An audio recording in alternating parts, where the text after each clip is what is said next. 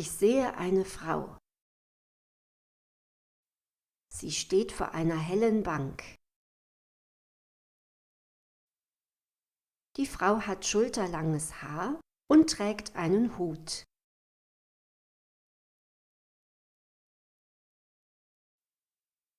Ihr Gesicht kann man nicht sehen. Nur ihre Rückseite.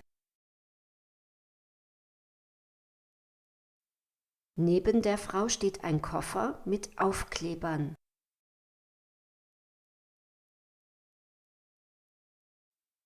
Neben dem Koffer steht eine Tasche.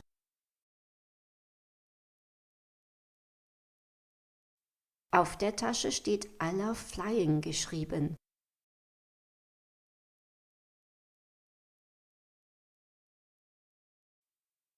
Ich glaube, dass die Frau verreisen möchte.